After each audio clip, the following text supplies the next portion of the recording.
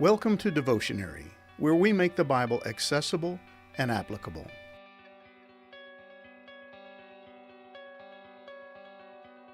Saul was relentless. He was obsessed with the idea of killing David. In his tormented mind, he truly believed that if he killed David, he could continue to rule and reign as the king of Israel, in spite of God's pledge to remove and replace him with a man after God's own heart. And in 1 Samuel 19, verses 11 through 24, Saul will have his sinister plans to kill David thwarted by his own daughter, Michal.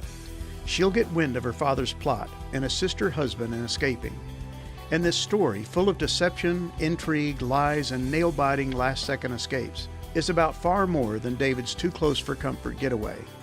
It's about a cosmic struggle taking place in the invisible realms. In other words, it's about spiritual warfare, a battle between God and Satan. While Saul and David are the primary protagonists in the story, they're not the primary focus. What we have here is an earthly glimpse into the epic struggle taking place between righteousness and wickedness. Yes, Saul is out to kill David, but there's far more going on here than meets the eye. Under the influence of Satan himself, Saul's attempt to eliminate David is actually Satan's effort to prevent the coming of the King of Kings and Lord of Lords. Saul's fear of and subsequent hatred for David continued to intensify. To a certain degree, Saul could not seem to help himself. Throughout the story, we'll see that Saul had an underlying, deep-seated love for David. All the way back in chapter 16, when David first came into Saul's employment, we're told, "And David came to Saul and entered his service, and Saul loved him greatly, and he became his armor-bearer." 1 Samuel 16, verse 21. But Saul had to deal with a harmful spirit from the Lord, which tormented him on a regular basis. This spirit, more than likely demonic in nature, would possess Saul and cause him to lose all control. It was while under the control of this spirit that Saul attempted on 3 different occasions to kill David with a spear. While the text describes this tormenting spirit as coming from God, that doesn't mean God was the cause of Saul's possession. This would be contrary to the character of God. The Apostle James cautions us, "Let no one say when he is tempted, I am being tempted by God. For God cannot be tempted with evil, and he himself tempts no one." James 1, verse 13. By removing the Holy Spirit from Saul, God knowingly and willingly made Saul susceptible to demonic possession. He removed the protective power of the Holy Spirit and left Saul vulnerable to the influence of Satan. This was all part of his divine plan. Gleason L. Archer, Jr. writes, "Saul's evil bent was by the permission and plan of God. We must realize that in the last analysis, all penal consequences come from God, as the author of the moral law and the one who always does what is right." Saul's obsession with David's death was most likely the result of his own possession by a demonic spirit. This reveals that the conflict between Saul and David was really a spiritual one. Satan was using Saul in an attempt to thwart the plan of God for David. David had been anointed by Samuel to be the next king of Israel. David was a man after God's own heart. Unlike Saul, David was obedient to God and lived his life in an effort to please and honor God. Obviously, Satan preferred Saul over David, and Satan's real objective was the destruction of the people of Israel. From the first moment when God placed his curse on the serpent in the garden and pronounced his pending doom, Satan had been out to destroy the offspring of Eve. "I will put enmity between you and the woman, and between your offspring and her offspring. He shall bruise your head, and you shall bruise his heel." Genesis 3, verse 15.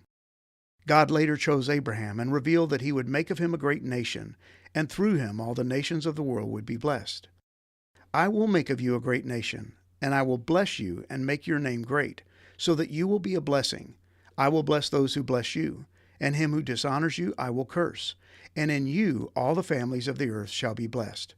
Genesis 12, verses 2 through 3. God would go on to clarify his promise to Abraham. "I will make you exceedingly fruitful, and I will make you into nations, and kings shall come from you. And I will establish my covenant between me and you and your offspring after you, throughout their generations, for an everlasting covenant, to be God to you and to your offspring after you. And I will give to you and to your offspring after you the land of your sojournings, all the land of Canaan, for an everlasting possession, and I will be their God." Genesis 17, verses 6 through 8. And the Apostle Paul, under the inspiration of the Holy Spirit, would give further, more detailed understanding of what this promise of God really entailed. Now the promises were made to Abraham and to his offspring. It doesn't say, and to offsprings, referring to many, but referring to one, and to your offspring, who is Christ. Galatians 3, verse 16.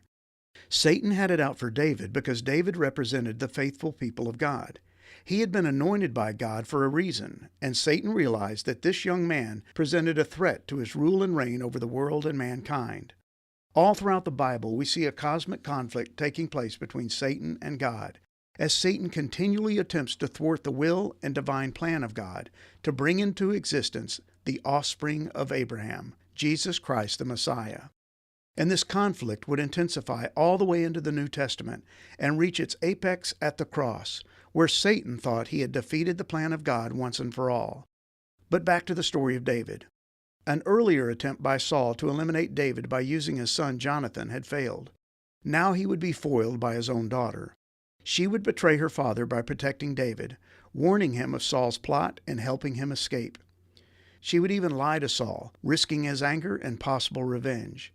It's interesting to note that Michal used a household idol, a false god, to thwart the plans of Satan, the god of this world. A lifeless image of a non-existent God would be used to spare the life of the man whom God had chosen to lead his people. What an amazing picture of the sovereign power of God Almighty. And when Saul sent men to capture David, God would intervene again, turning David's pursuers into prophets. The Spirit of God came upon Saul's men, and they also began to prophesy. 1 Samuel 19, verse 21. This would happen 3 separate times to 3 different groups of men. Finally, Saul would get fed up and go after David himself, but he would suffer a similar fate.